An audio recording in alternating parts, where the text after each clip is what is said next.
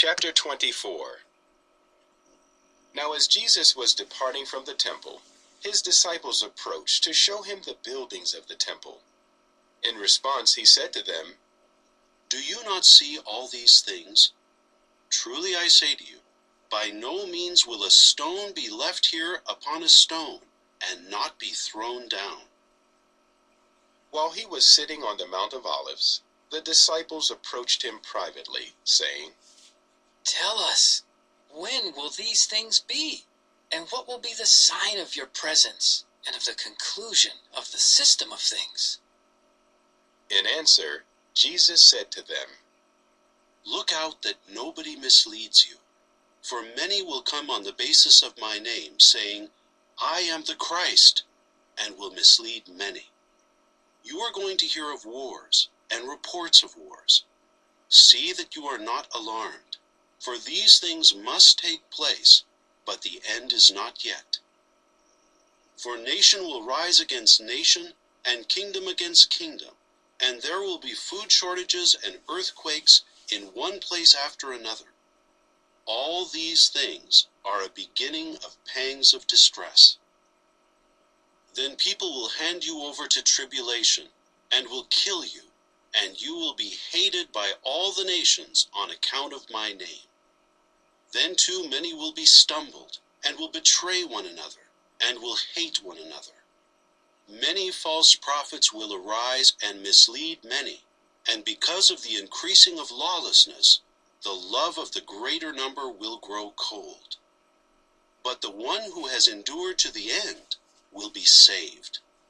And this good news of the kingdom will be preached in all the inhabited earth for a witness to all the nations, and then the end will come. Therefore, when you catch sight of the disgusting thing that causes desolation, as spoken about by Daniel the prophet, standing in a holy place, let the reader use discernment. Then let those in Judea begin fleeing to the mountains. Let the man on the housetop not come down to take the goods out of his house, and let the man in the field not return to pick up his outer garment.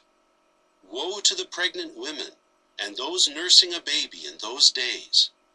Keep praying that your flight may not occur in winter time, nor on the Sabbath day, for then there will be great tribulation, such as has not occurred since the world's beginning until now, no, nor will occur again.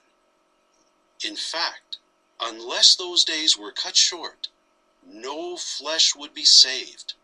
But on account of the chosen ones, those days will be cut short. Then if anyone says to you, 'Look, here is the Christ,' or 'There,' do not believe it. For false Christs and false prophets will arise, and will perform great signs and wonders so as to mislead, if possible, even the chosen ones. Look, I have forewarned you. Therefore, if people say to you, 'Look, he is in the wilderness,' do not go out. 'Look, he is in the inner rooms,' do not believe it. For just as the lightning comes out of the east and shines over to the west, so the presence of the Son of Man will be. Wherever the carcass is, there the eagles will be gathered together. Immediately after the tribulation of those days, the sun will be darkened, and the moon will not give its light, and the stars will fall from heaven, and the powers of the heavens will be shaken. Then the sign of the Son of Man will appear in heaven, and all the tribes of the earth will beat themselves in grief, and they will see the Son of Man coming on the clouds of heaven with power and great glory. And he will send out his angels with a great trumpet sound, and they will gather his chosen ones together from the four winds, from one extremity of the heavens to their other extremity. Now learn this illustration from the fig tree. Just as soon as its young branch grows tender and sprouts its leaves, you know that summer is near. Likewise also you, when you see all these things, know that he is near at the doors. Truly I say to you, that this generation will by no means pass away until all these things happen. Heaven and earth will pass away, but my words will by no means pass away.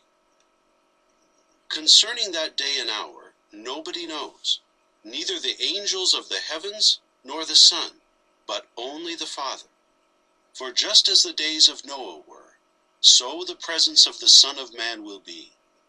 For as they were in those days before the flood, eating and drinking, men marrying and women being given in marriage, until the day that Noah entered into the ark, and they took no note until the flood came and swept them all away, so the presence of the Son of Man will be. Then 2 men will be in the field, one will be taken along, and the other abandoned. 2 women will be grinding at the handmill, one will be taken along, and the other abandoned. Keep on the watch, therefore, because you do not know on what day your Lord is coming. But know one thing, if the householder had known in what watch the thief was coming, he would have kept awake, and not allowed his house to be broken into. On this account, you too prove yourselves ready, because the Son of Man is coming at an hour that you do not think to be it. Who really is the faithful and discreet slave, whom his master appointed over his domestics, to give them their food at the proper time? Happy is that slave, if his master on coming finds him doing so. Truly I say to you, he will appoint him over all his belongings. But if ever that evil slave says in his heart, "My master is delaying," and he starts to beat his fellow slaves, and to eat and drink with the confirmed drunkards, the master of that slave will come on a day that he does not expect, and in an hour that he does not know, and he will punish him with the greatest severity, and will assign him his place with the hypocrites. There is where his weeping and the gnashing of his teeth will be.